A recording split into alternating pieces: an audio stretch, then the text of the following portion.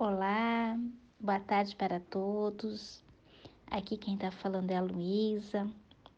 E hoje, nessa nossa quinta-feira, nesse momento de reflexão, eu vou dar continuidade à segunda parte do nosso estudo sobre a oração do Pai Nosso.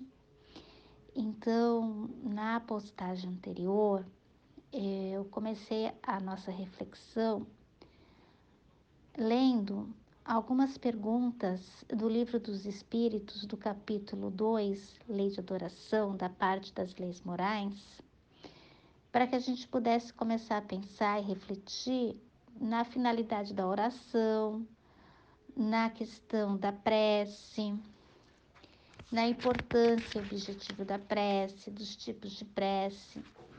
E depois eu li um trecho do capítulo 28, que é o último capítulo do Evangelho segundo o Espiritismo, do título Coletânea de Preces. Aí, nesse preâmbulo, a gente refletiu que a prece, ela deve ser feita com palavras do coração, ela pode ser simples, não necessita de palavras rebuscadas. E a abertura desse capítulo, da coletânea de preces, ele coloca a principal prece, aquela que Jesus nos ensinou, que é a prece do Pai Nosso ou oração dominical. E aí nós refletimos sobre a primeira frase dessa prece, que é Pai Nosso que estais no céu. E hoje nós vamos dar continuidade às outras frases dessa oração sublime e grandiosa. Então, hoje nós vamos estudar um pouco e pensarmos a respeito da frase santificado seja o teu nome. O grande Mestre Jesus foi uma constante santificação do nome de Deus. Por isso, não se limitou a dizer santificado seja o teu nome na oração do Pai Nosso. Ele mesmo procurou louvar o Pai Celeste, distribuindo contentamento e paz com todos. Se ele quisesse, poderia ter permanecido isolado em algum lugar, vivendo nos seus pensamentos sublimes, glorificando a Deus Todo-Poderoso com as suas meditações e com as suas preces. Mas Jesus, o nosso grande benfeitor divino, sabia que a mais elevada maneira de santificar a eterna bondade de Deus é ajudando os outros, para que eles também pudessem compreender que nosso Pai do céu vive interessado em nossa elevação e em nossa felicidade. Assim, dessa forma, Jesus amparou os velhos, as crianças, os necessitados, os doentes, os fracos, os sofredores, as mulheres, amando e ajudando sempre, santificando então as relações com Deus. Espalhou a esperança e a caridade sobre a terra, enriquecendo os homens de fraternidade e alegria. Tudo o que temos, tudo o que vemos, tudo o que recebemos e sentimos pertence a Deus, o nosso grande Pai. Tudo o que engrandece e aperfeiçoa em nosso benefício. Por essa razão, devemos lembrar que sempre estaremos santificando o nome de Deus toda vez que estivermos realizando o melhor que podemos fazer. Então, eu também coloquei que a gente vem utilizando como base de estudo o livro de Meimei, psicografado por Chico Xavier, que chama-se Pai Nosso. Esse livro, a Meimei, ela também divide essa prece em frases e vai explicando frase a frase e cita algumas histórias para que a gente possa fazer uma relação com cada frase da oração e podemos absorver o sentido mais rico de cada frase. Então, tem uma historinha que ela coloca aqui que chama-se Glorificando o Santo Nome.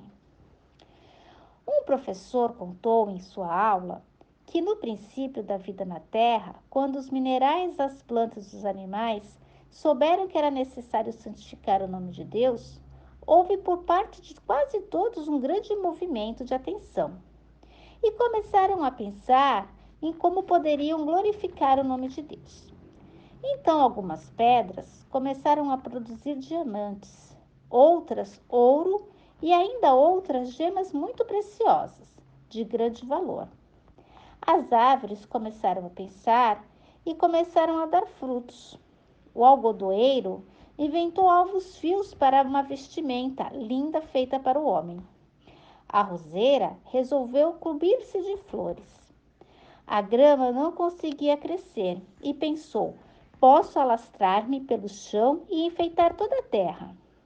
A vaca passou a fornecer leite. A galinha, para a alegria de todos, começou a oferecer ovos. O carneiro iniciou a sua criação de lã e a abelha passou a fazer mel. O bicho da seda, que até então desprovido de beleza, para santificar o nome de Deus, começou a fabricar fios lindos, com os quais possuímos um dos mais valiosos tecidos que o mundo conhece. Nesse ponto da lição, o instrutor fizera uma pausa e então um aluno, Pedrinho, perguntou: professor, e o que fazem os homens para isso? O professor então pensou um pouco e respondeu: ora, Pedrinho, nem todos os homens aprendem rapidamente as lições da vida. Mas aqueles que procuram a verdade sabem que a nossa inteligência deve glorificar a eterna sabedoria de Deus, cultivando o bem e evitando o mal. As pessoas que se consagram à tarefa da fraternidade, da ajuda, compreendem os semelhantes e ajudam-os a todos. São homens de almas acordadas para a luz e que louvam realmente o nome de nosso Pai Celeste. E concluindo, afirmou: o Senhor deseja a felicidade de todos, e por isso todos aqueles que colaboram para o bem-estar dos outros estão santificando na terra o nome de Deus em sua divina bondade. Com essa historinha simples, a gente consegue perceber a importância dessa grande frase. O mundo em que vivemos é uma grande propriedade de Deus. Devemos agradecer todas as bênçãos que recebemos todos os dias. Um coração agradecido ao Senhor espalha a bondade e a alegria em seu nome. Jesus já nos ensinava isso quando rendia graças a Deus, principalmente todas as vezes que auxiliava alguém. A natureza diariamente glorifica a divina bondade, com a luz do sol, a chuva, a suavidade dos ventos, o canto das aves, o perfume das flores. Quem ajuda as plantas e os animais revela o respeito e o carinho pela criação e, logo assim, louva a criação de Deus. Para ser bom com todos, Deus, em sua infinita bondade, conta com a gente em todas as ocasiões. Devemos também buscar o trabalho na alegria, mostrando reconhecimento aos céus e cooperando de boa vontade com os outros. Estaremos louvando e servindo a Deus. A segunda frase que a gente vai estar refletindo é: venha a nós o vosso reino. Venha a nós o teu reino, assim disse Jesus em sua prece. Sabendo que só o plano de Deus pode conceder-nos a nossa verdadeira felicidade. Mas o Mestre não se limitou a pedir. Ele trabalhou e se esforçou para que o reino dos céus encontrasse as bases necessárias na terra. Espalhou então com as próprias mãos as bênçãos de paz e de alegria, a fim de que os homens pudessem o melhor a fazer. Do mesmo jeito que uma locomotiva, um trem, precisa de um trilho adequado para correr e não irá correr num trilho de VLT, um automóvel precisa de uma estrada adequada e não toda enlamaçada para poder correr. Um bom prato, uma comida saborosa a ser preparada precisa de temperos. Assim também, o auxílio celeste reclama por nosso esforço. É indispensável purificar o nosso sentimento para recebê-lo e difundi-lo. Sem a bondade que existe em nós, não podemos sentir a bondade de Deus ou entendê-la em nossos semelhantes. Quando é noite, pedimos por luz, e aí é necessário que tenhamos uma lâmpada, uma lanterna, para que a luz possa então resplandecer entre nós. Se rogamos a graça divina, preparemos o nosso sentimento para entendê-la e manifestá-la, a fim de que a felicidade e a harmonia possam viver conosco. Jesus trabalhou pela vinda da glória do céu ao mundo, ajudando a todos, auxiliando desde a sua cruz até o sacrifício. E deu-nos a entender que o reino de Deus é amor, e o amor brilhará entre todos os homens para sempre. Aí, Meimei, em seu livro, nos ensina uma lição muito interessante com uma historinha chamada Algo Mais. Um homem, sincero na bondade do céu, desejando aprender como poderia colaborar na construção do reino de Deus, pediu certo dia ao Senhor a graça de aprender os propósitos divinos e saiu para o campo. De início encontrou o vento, que cantava e lhe disse: Deus pediu para que eu ajudasse nas sementeiras, varresse os caminhos, mas eu gosto também de cantar, para embalar a todos. Em seguida, surpreendeu uma flor, que imundava o ar com um perfume. E a flor lhe contou: Deus pediu para que eu avisasse que minha missão é preparar o fruto. Entretanto, enquanto ele não está pronto, posso produzir o aroma que perfuma até mesmo os lugares mais impuros. Logo depois, o homem estancou o pé numa grande árvore que protegia um poço d'água cheio de rãs. E a árvore então lhe falou: Confiou-me o Senhor a tarefa de ajudar a você. Contudo, creio que deva parar igualmente as fontes, os pássaros e os animais. Ele então fixou os feios brancáceos que se fez um gesto de repulsa, mas a árvore continuou. Veja bem, esses brancáceos, estas rãs, são boas amigas. Hoje posso ajudá-las, e depois eu mesma serei ajudada por elas, na defesa das minhas próprias raízes, contra os vermes da destruição e da morte.